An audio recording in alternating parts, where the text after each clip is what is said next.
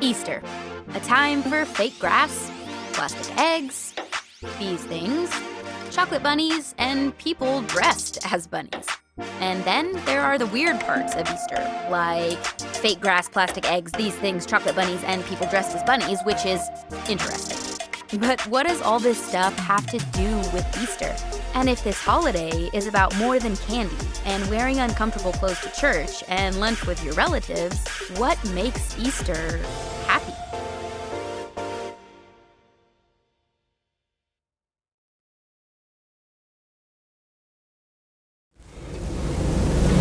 Happy Easter, everyone.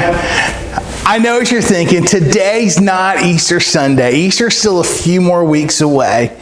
But if you go to Walmart, or if you go to Target, or one of the drugstores, or the grocery stores, or a dollar store, you've probably seen Easter merchandise, Easter candy just about everywhere for the past several weeks, if not maybe even the last 2 months. Easter is a happy time. I mean, think about it. Whether you grew up celebrating Easter or not, you probably agree for the most part that Easter is a happy time. Think about this. At Easter, you are allowed to eat an unusual amount of candy. I mean, let's just be real here. You are never allowed to eat so much candy except for maybe Halloween. You can eat all this candy and it's perfectly acceptable. Every time I see like the Reese's peanut butter Easter egg, it just makes me so happy because I love a Reese's peanut butter egg. Now, people wear pastel colors. Most of the times, people probably going to be a little confused with so many pinks and greens and baby blues. But for some reason at Easter, it just makes people smile. Another thing about Easter is that we color eggs. Now, I've got to be brutally honest with you. I did not grow up doing the whole dyed Easter egg thing. And so this whole thing is a little weird to me. But there are a ton of kids who love to dye eggs, to decorate eggs, and to go hunting for these decorated eggs at these community Easter egg hunts. Then you have parents who will force their kids to have their picture taken with an oversized rabbit, probably and likely permanently traumatizing this child for the rest of their life. Also, a parent can get that perfect Instagram picture. Now, in this series, we're going to talk about Easter and why it's such a big deal, particularly to the people who are followers of Jesus. Now, some people grow up wondering, why is Easter such a happy thing? Why is Easter even such a thing?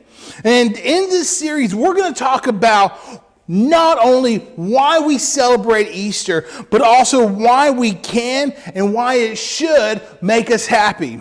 But before we get there, let's talk about one last thing for a second, and that's the Easter bunny. All right? Does the idea of a huge giant bunny seem like a strange tradition for this holiday, or is it just me? I mean, think about it. I love seeing some of the pictures of the scared kids that are just terrified of having their picture made with the bunny that we talked about a while ago. I have to admit, some of these pictures are quite hilarious. And they're also terrifying at the exact same time. I mean, Easter is mostly a fun day, but for these kids getting their picture taken with the Easter bunny, it is scaring the poo out of them.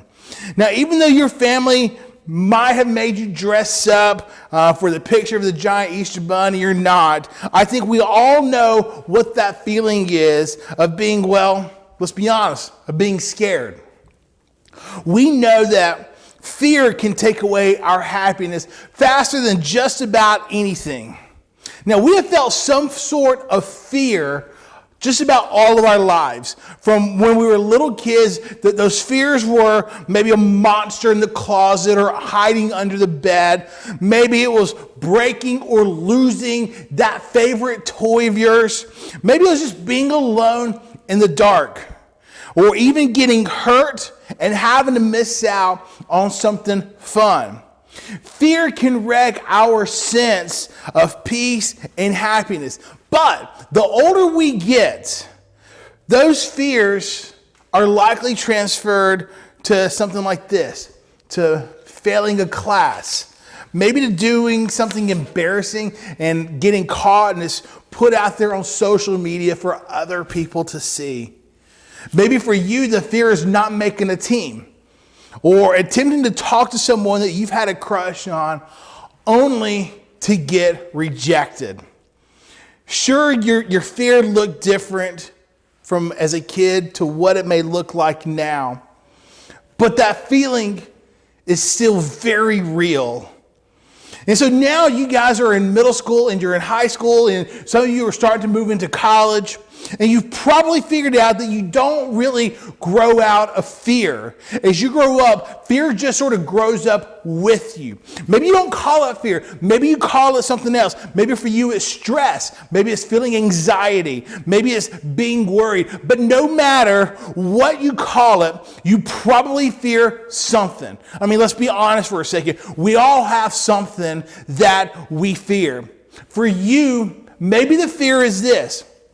Fear of not fitting in. Maybe for you, the fear is keeping that perfect GPA or that GPA level to a certain point so you can get into the college of your dream choice. I mean, if you get this college, like, this is where I want to go, and so I've got to keep my GPA up. Maybe it's the fear of the future. Not amounting to anything or having any real significance in your life. Maybe you have a fear of attempting to talk to someone and you just don't really quite know what to say. But whatever your particular fear is, you don't need me to tell you just how real this fear can be. The reality is this, is that fear is on the rise. In fact, chances are pretty good that wherever you are located at right now watching this video, fear could be determining a direction for a lot of us in our lives. I mean, right now we're all having to make decisions about whether to do certain things or to go to certain places based off of fear.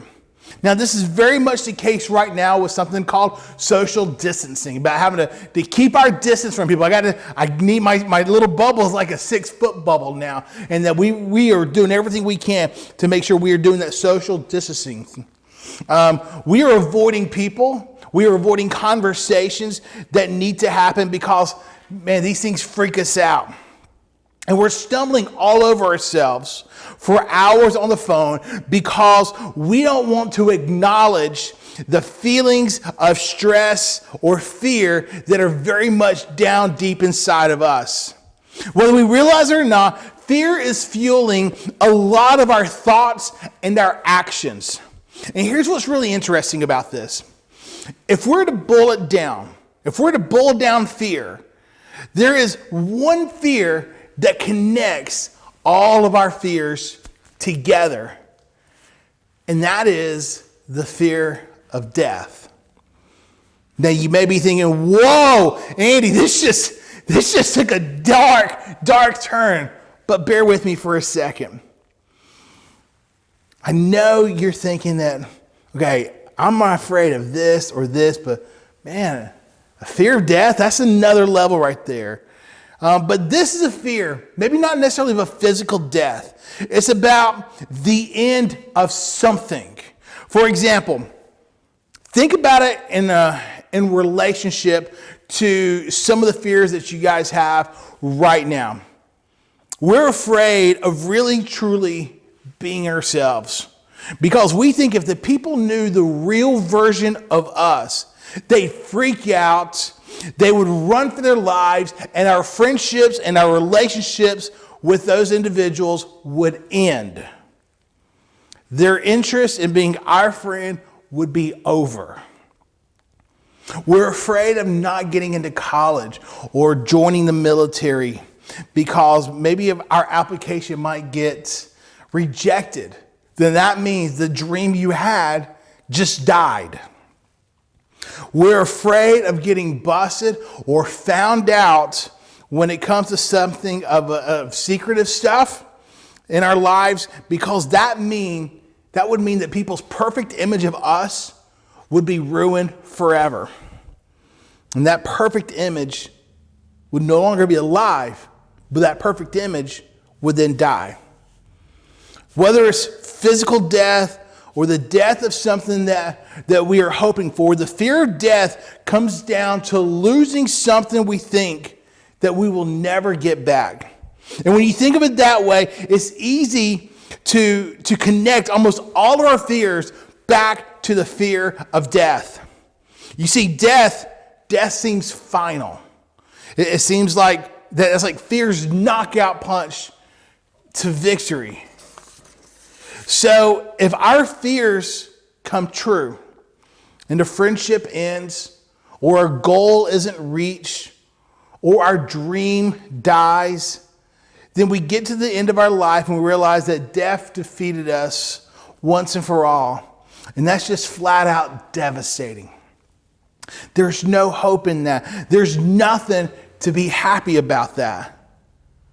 But that's exactly where Easter comes in. Right in the middle of fear of death.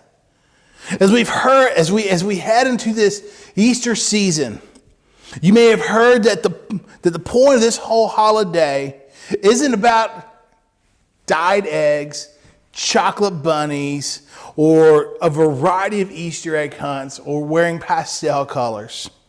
For those of us who follow Jesus, we know that this time of year is the time we celebrate on how Jesus came to earth, how he died on the cross, and then 3 days later, he rose from the dead when nobody expected it. That is what the big deal about Easter is all about. It changed everything. And it eventually changed the life of a guy named Paul. And we talked a lot about Paul here at Sunday Night Thirst in my 7.5 months here. But Paul is one of the most famous Christians in history. But before he became a follower of Jesus, Paul was known by another name. He was known as this guy named Saul. And Saul spent years of his life trying to scare Christians into leaving faith and using death as the ultimate threat. But then one day he met Jesus. And this isn't like before Jesus died on the cross. This is after Jesus died on the cross, came back from the dead and really wasn't dead anymore. That's when Paul met Jesus. And it completely changed his whole life. The guy who used to threaten Christians became the greatest missionary of all time. Here's what happened to Paul. Paul was shipwrecked. He was imprisoned. He was threatened. He was beaten. He was even bitten by a venomous snake. But he kept going because he was so passionate about people understanding the significance of Jesus' death and his resurrection. Paul's life was constantly in danger, and he was eventually killed for his faith. Now, despite that, Paul seemed to live his life without fear. And in one of Paul's letters, we can certainly see why. Paul writes this letter to the church in an ancient city called Corinth, and it reminds people that Jesus died and he came back to life by his own power, and he did it 3 days later. Listen to what Paul writes. This is what he says in 1 Corinthians chapter 15, verse 54 and 55. Death was swallowed up in victory. O death, where is your victory? O death, where is your sting? I love how Paul is taunting death. Like, hey, death, come on. Where's your victory at? Where's the sting at? Come on. Paul is taunting the idea of death by reminding the Corinthians that on Easter, death lost to Jesus. And when Jesus died and he rose again, that was the moment that Jesus defeated death. And that means because of the resurrection, death can no longer defeat us. Death can't touch us anymore. The power that death has over our relationships, over our reputations, over our future hopes and dreams, and even our physical bodies is gone because of what Jesus did on that very first Easter. We no longer have to have fear of any kind of death because Jesus destroyed death once and for all. After Jesus hung on the cross and was placed in a tomb, it seemed like humanity's greatest fear had come true. Death was the ultimate thing to fear. To Jesus' closest friends and his followers, it seemed like his death was final. The dream was over. But when Jesus walked out of that tomb alive, it proved that even the power of death wasn't strong enough to overcome the power of Jesus. This is why Paul was able to live the life that he did. No longer fearing death. That is why he didn't seem too concerned about fear when it came to his own life. And even after he had his encounter with Jesus, he seemed to realize that the scariest things in life aren't the most powerful things. The things that we fear don't have the same power that Jesus does. Paul trusted that the fears he faced were no match for the power of Jesus. In other words, Easter means that fear isn't final. If Jesus can defeat death, he can defeat the things that you are afraid of as well. He can defeat the things that I am afraid of. Fear will try to convince you that it gets the final word. That at the end of the day, fear will win. Fear will try to convince you that you're not good enough, that you're not going to find a purpose, or that your life is not even worth it. Fear will try to make you listen and obey it. That's what power is all about. But here's the truth. Fear is only powerful if we can convince it that it's not final. Fear will try to make you to believe that nothing is stronger. Fear will try to make you believe that nothing is stronger than what you are afraid of. But when Jesus defeated death itself, he showed us that nothing is bigger than him. Nothing we fear is stronger than Jesus. He showed us that fear, no matter what we're afraid of, it doesn't have the final say. Now you may be thinking, well, you just can't tell me that because Jesus rose again, I don't have to be afraid of anything. Even death, I'm still anxious, I'm still depressed, and I'm still terrified of what's ahead in life. Look, I totally get it. I understand where you're coming from on that. Even if fear doesn't get the final word, that doesn't mean that there are things that we are afraid of. Real things, big things. And that's not a guarantee that something you're afraid of won't happen. But it does mean that you're more equipped to handle those things than you realize. Here's something else that Paul says. Romans chapter 8, verse 11. The Spirit of God who raised Jesus from the dead lives in you. Stop and think about that for a second.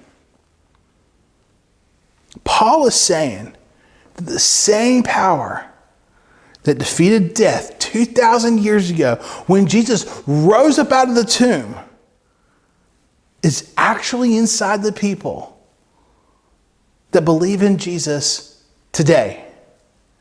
Maybe that's why Paul seemed to live his life free from fear, from so many different fears that we typically face. And if you and I, if we can embrace the significance of Easter in our own lives, then maybe you and I can live like Paul did, free from fear. When you have faith in Jesus, the power that brought Jesus back to life is inside of you. That means you don't have to live with fear anymore. Now, you may have woke up today controlled by all sorts of different fears. Just know that Jesus defeated death. The Spirit of Jesus defeated death can live in you. Imagine what his Spirit can do for you in the face of things that you are afraid of. So let me ask you this. What fear is holding you back? Is it in your relationships? Is it dreaming big about your future? Is it going to college? Is it joining the military? Is it dealing with something concerning your mental health that you're afraid to acknowledge? Doing something that you know you should do, no matter what it does to your reputation. Maybe it's actually exploring faith in Jesus, because up to this point you've been too afraid to let Jesus change your life. Wherever fear is holding you back, let Jesus help. He can help you with all of these fears. You can take a step towards facing that fear tonight. What step could you take to prove that fear doesn't have the power over you? Maybe it's forgiving someone. Maybe it's apologizing to someone. Maybe it's talking to a counselor. Maybe it's seeing a doctor or starting a conversation. Maybe it's telling your parents something that you have never told them before. Feel free to ask myself or your small group leader for help whenever you're dealing with something, because you don't have to be afraid of that anymore. Maybe you should pick a new group of friends that's better for you. Asking the honest questions that you have about Christianity. You see, this Easter, no matter what your step is, you can begin facing your fear because of Jesus, because of what we celebrate at Easter, what Jesus did for us. Fear doesn't get to determine the direction of our lives any longer. I don't know what your step is, but I know this. If you're someone that believes that Jesus defeated death and follows him, then you have that power inside of you right now. And because of that, you can handle whatever fear throws at you. No matter how scary it seems, remember this. You're not facing fear by yourself. You're relying on the power of the one who defeated the greatest fear of them all, once and for all. He took away its power, its victory, its sting. And that means you don't have nothing to worry about. You don't have anything to worry about, because there's nothing more powerful than the power of Jesus. This is the hope that the Christian faith is built on. This is what calls Paul to live a free life, free from fear. This is what makes Easter such a happy holiday. While the rest of the world lives controlled by fear, driven by stress, you and I, we don't have to. And that's just one reason. That's just one reason that we can say, Happy Easter. Let's pray. Lord, I thank you so much for tonight, God. I thank you that you're reminding us that you have power over everything. You have power over death. You have power over fear, Lord. And that's very refreshing to hear, especially in times right now where there is so much fear in our community and around this world right now, Lord. Father, I lift up anybody who's watching this video right now, Lord, and I ask that you be with them and let them feel your love and have that power that says, I don't have to be afraid any longer, Lord. I love you. In your son's name I pray. Amen. Thank you guys for joining me for another digital Sunday night thirst. I can't wait to be back with you guys again. I mean, don't get me wrong, I like this digital technology stuff, but man, I want to go from air high five to like a real fist bump or a real high five. So, peace and love to you guys, and I'll see you next time.